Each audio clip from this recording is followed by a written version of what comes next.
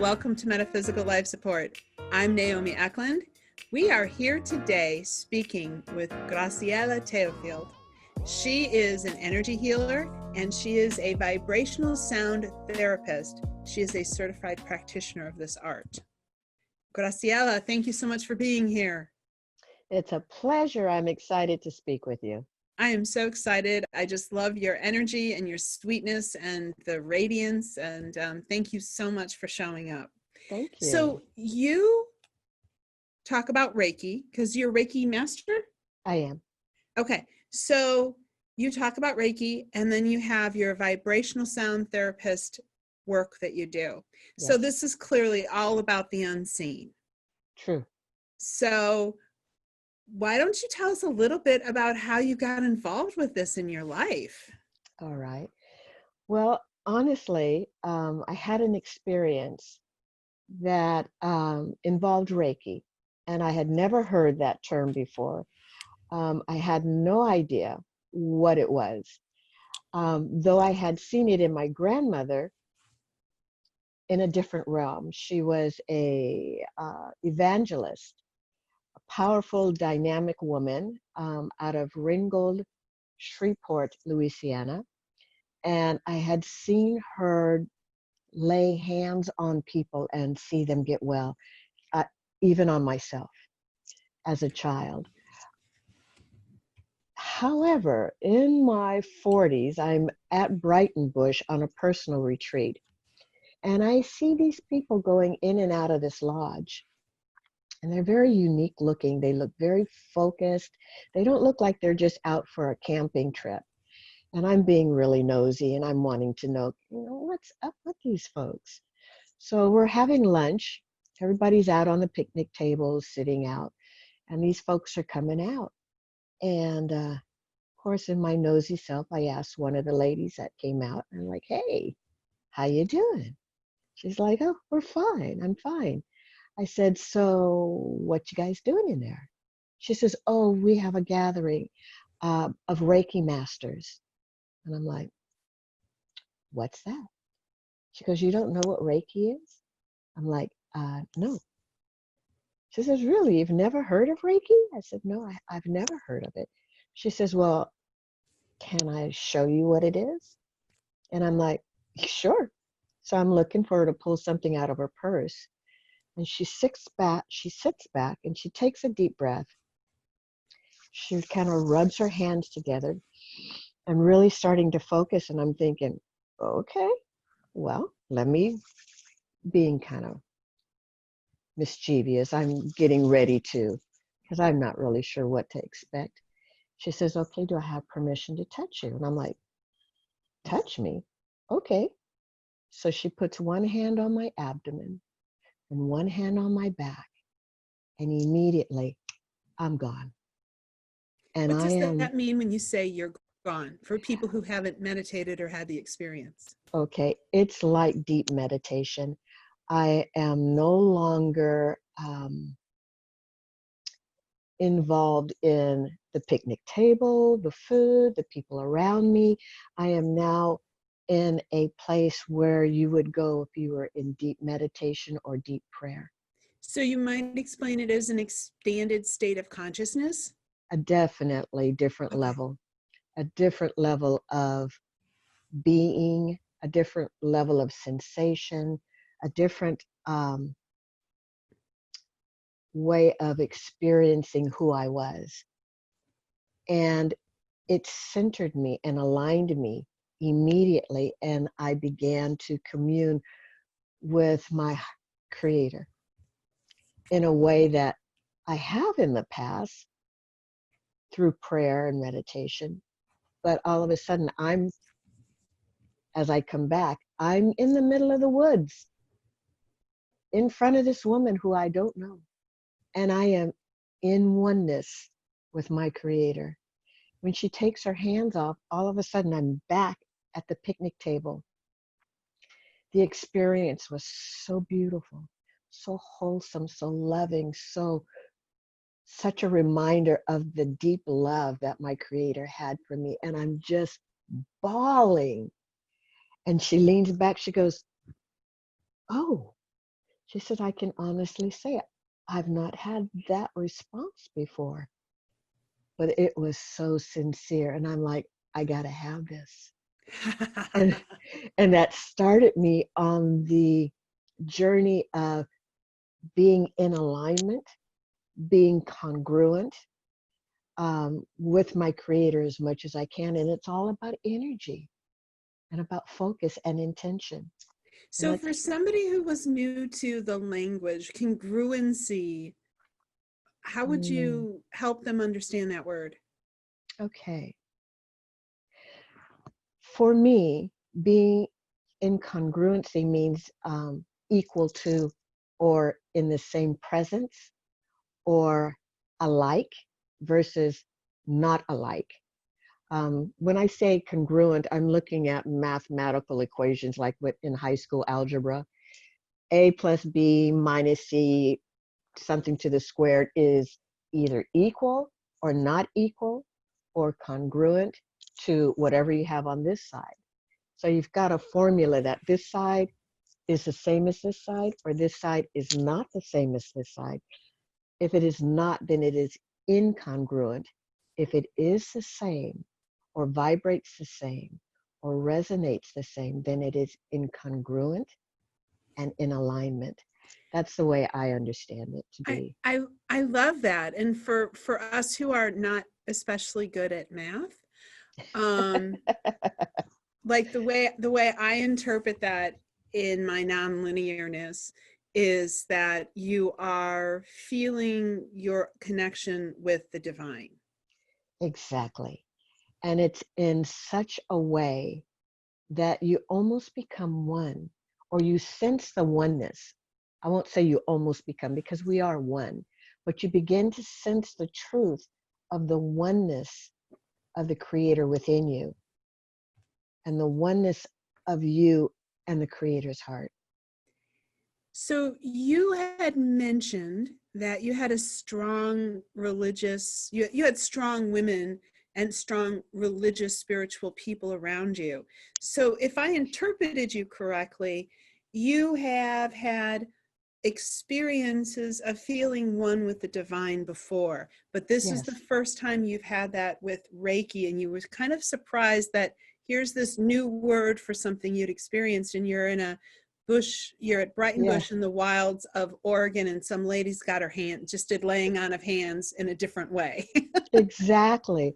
And it reminded me when I was 4, speaking about my grandmother, when I was 4, I was about this big. I was so petite and so small. And um, chicken pox went around. Ooh. And I'm staying with my grandmother for the summer. You know, in the old days, you used to send your children, when you didn't live close, you would send your children to stay with their grandparents for the summer or for a time. At least our family did. And I'm with my grandmother for the summer. And early in that summer, I come down with chicken pox. And I had a severe case of it because it was inside my mouth, in my ears, in the palms of my hand. And it was so bad that I had stopped eating, couldn't drink, couldn't swallow. So I always had this like yucky stuff. Anyway, my grandmother she called them the saints. She called these saints to come to the house because I was so sick. And they always scared me a little bit, you know. I just didn't quite understand what was going on and it was always so powerful and always so serious and so centered and focused. And they got together in the room where I was laying down when I was so sick. And they kind of got in this huddle and began to pray in their prayer language, which is a heavenly language that is used to really connect to their center, to their God. And I saw them over there in the corner, and I'm like, oh no, this doesn't look good. I don't know about this. And I remember saying, Mom, make them go away, make them go home. And she turned around. They all turned around and came walking towards me. And I'm like, oh no, this is not going to go good. Oh no. And they all got around my bed, and every one of them laid hands on me and began to speak in their prayer language. And I remember crying because I was so frightened. And the energy was so, I can feel it right now, was You're getting so goosebumps? intense. Yes, I just got goosies. Hi, Mom. Good But energy will do that to you, won't it it? will every time, every time. And they prayed over me till I cried myself to sleep. And I must have slept all day and all night, because when I woke up, it was the next morning. And I remember waking up, and one of the first things I did was swallow. And I could swallow. And I'm like, wow, that's pretty good. And I looked at my hands, and they were healing up. They were starting to dry up. Um, and I began to recover. But by the next morning, I could swallow.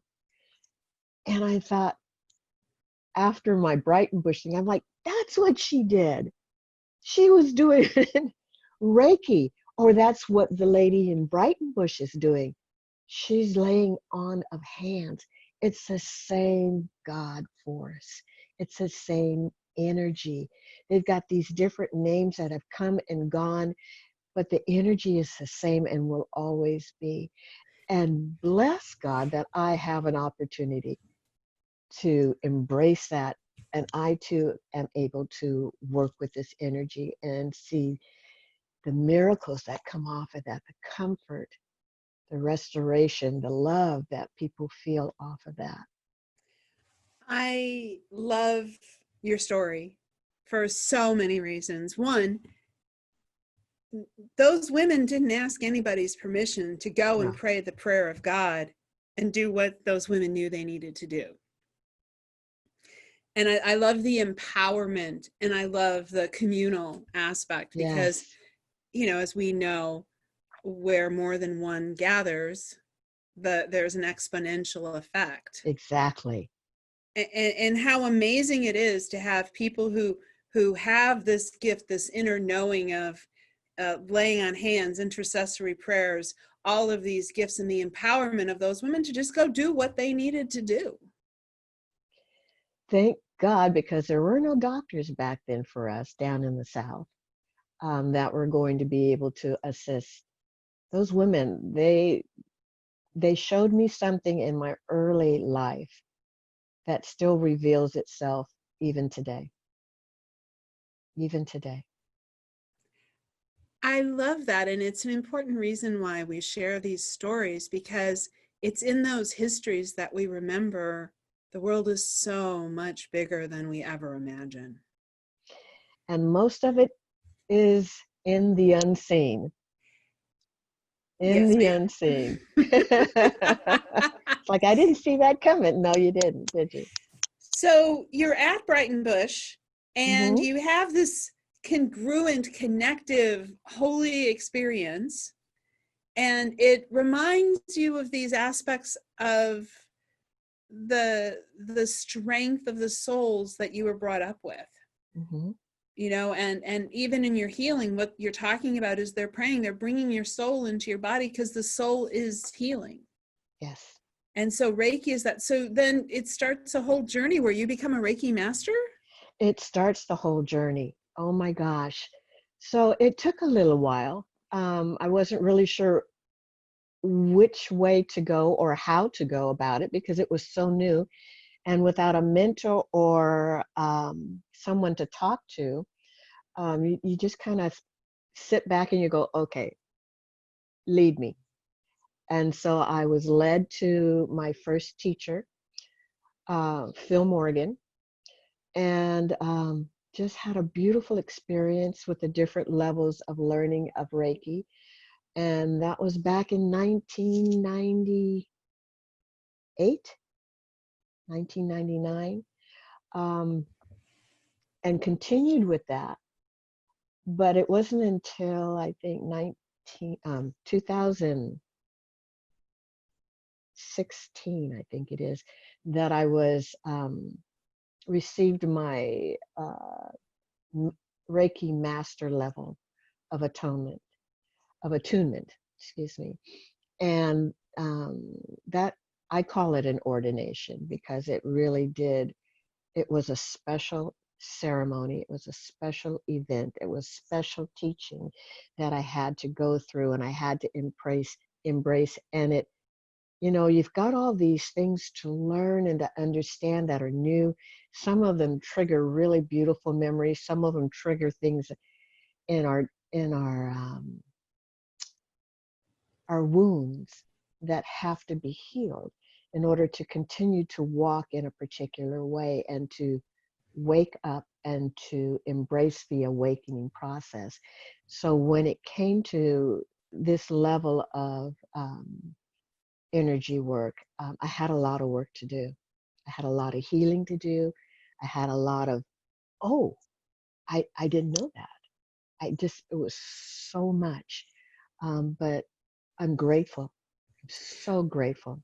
I would like to hear your thoughts on something, because you speak of the process of introducing and becoming a Reiki master and the blessings that come in that process. So here we have women who are praying your soul back into your body, who are bringing in that healing, powerful prayer.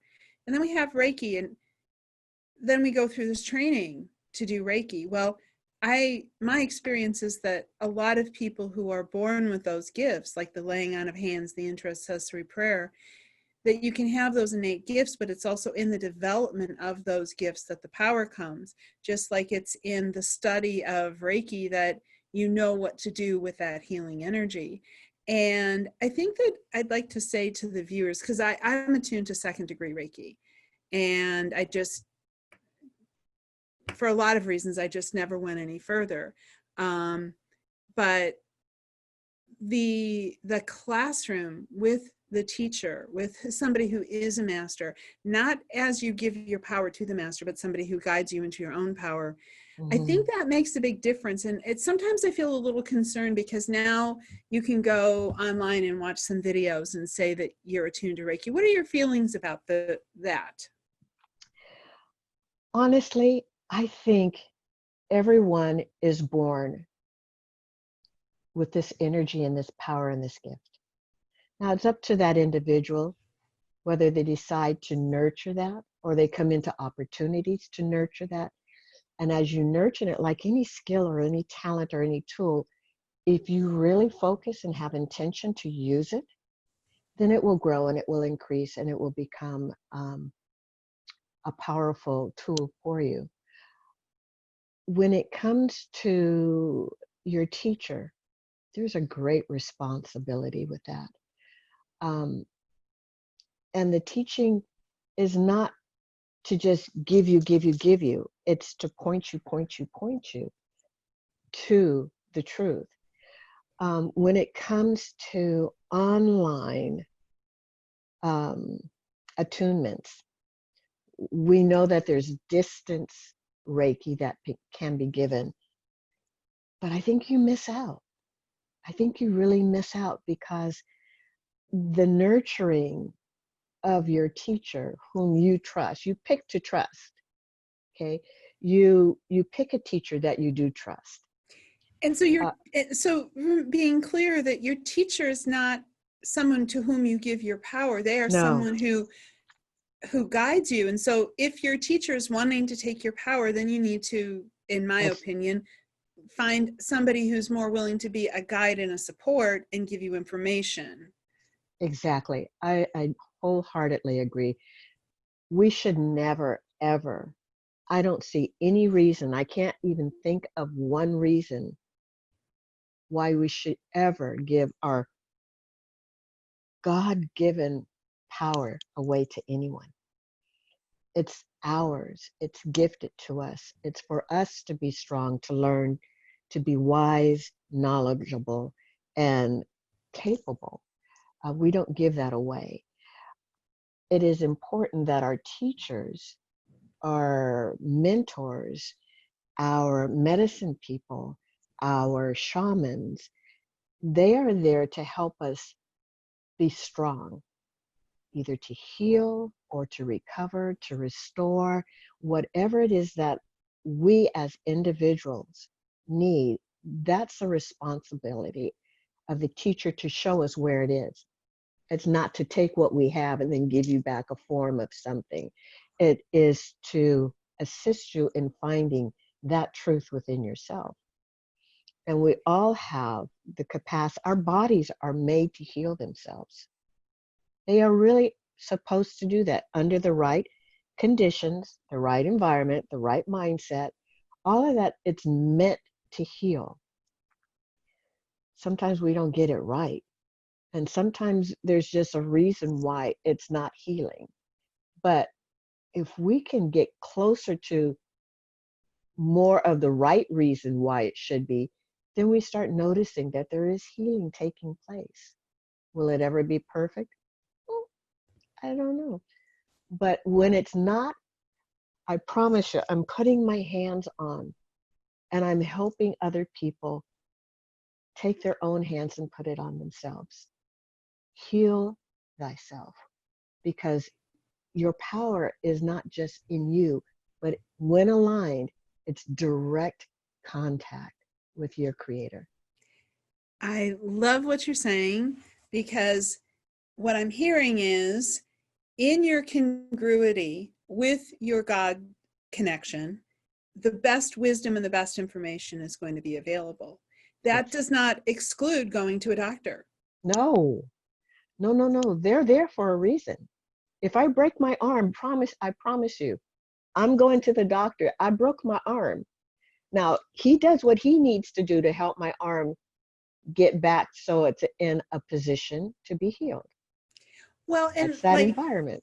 Exactly. And I think I want to be conscientious about saying to the viewer, find a doctor who really talks to you, and find a doctor who is honoring of your self-advocacy, and find a doctor who helps you understand what you need to understand. I have an amazing doctor. She's a naturopath, and she really hears me and hears what's happening and works with me and with my congruity. And I think that's something you want to take into your healthcare with you.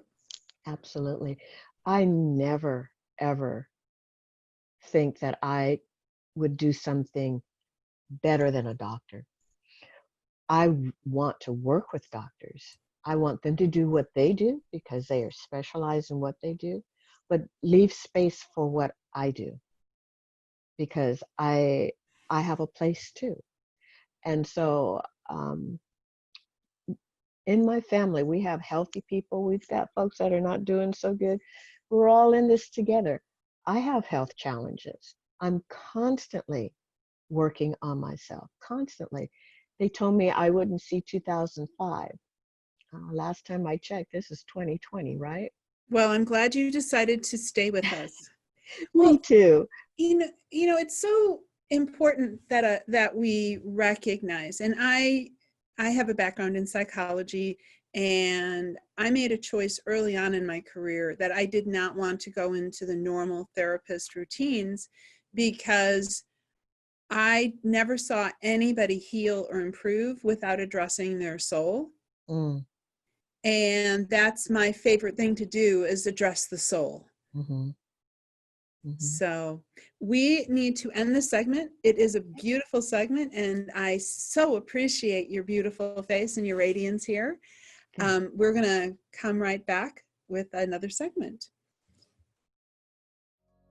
Thank you for watching Metaphysical Life Support. My name is Naomi Eklund. We've been talking with Graciela Teofield. She is a Reiki master and a vibrational sound therapist, a certified practitioner. She's also an amazing woman who is full of heart and soul, and that's what we're talking about today. Please remember to like, share, comment, and subscribe so we can continue to bring you uplifting and inspiring people who are being vulnerable and sharing about their individual journey, helping you on yours, and bringing you tools and ideas for your own well-being. Thank you.